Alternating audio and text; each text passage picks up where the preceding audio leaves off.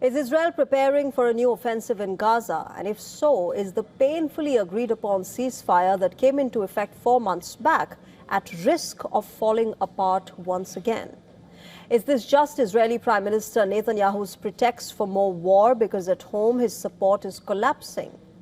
Well, according to the Times of Israel, the Israeli military is drawing up plans for a renewed offensive in the Gaza Strip to disarm the terror group by force. And if this is true, it would mean renewed fighting in the beleaguered and besieged Palestinian enclave, which is still coming to terms with 2 years of war.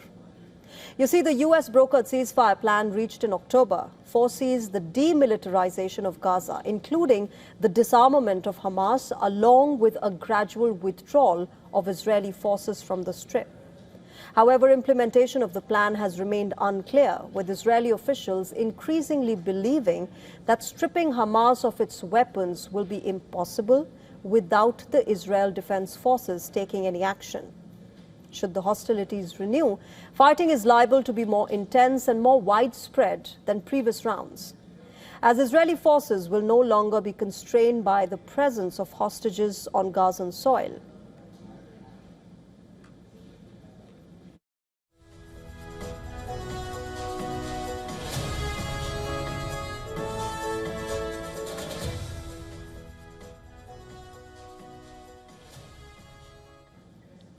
Israeli Prime Minister Netanyahu and the U.S. President Donald Trump have both insisted that Hamas must give up its weapons in the near future. In fact, Trump has repeatedly asserted that Hamas promised to lay down its arms and has threatened the group over the issue. However, at least publicly, Hamas has never really agreed to lay down its arms, and so the tensions continue. Israel also believes that if left unchecked, the armed Palestinian group will remain in power in Gaza, and it will try to rebuild its military strength as it tightens its grip on the areas still under its control.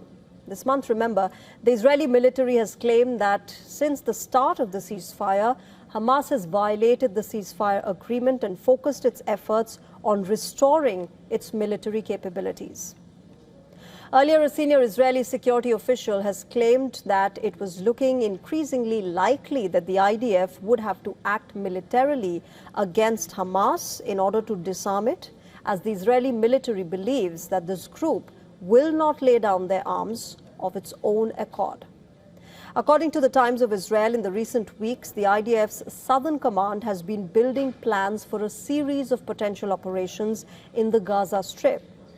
Should the political leadership instruct the military to disarm Hamas by force? Well, a hint of a potential new offensive also came from the Israeli Defense Minister, Israel Katz, who only this month had said that Israel was determined to disarm Hamas and vowed to dismantle the group. Now, if it doesn't agree to lay down its arms, the report also says that the IDF would be expected to operate in areas of Gaza where ground troops have not set foot amid the war, including Deir al-Balah in Gaza's center and the Mawasi area on the southern coast. The IDF did not operate in those areas, mainly due to the potential risk to the hostages, as well as the large concentration of Palestinians there. Following Israeli evacuation orders from other areas of the Strip, but remember, Israel could still be constrained by the Trump administration, which has made the Gaza ceasefire a centerpiece of its Board of Peace initiative.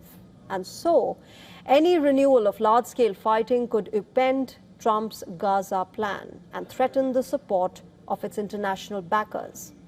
In October last, Donald Trump had indicated that he would allow Israel to resume fighting if Hamas does not uphold the terms of the deal. However, with the return of all the hostages, it is unclear if Trump still holds this position. In fact, as far as Israel is concerned, until Hamas disarms, Israel is not expected to withdraw its troops from the Strip, leaving the ceasefire agreement in a limbo.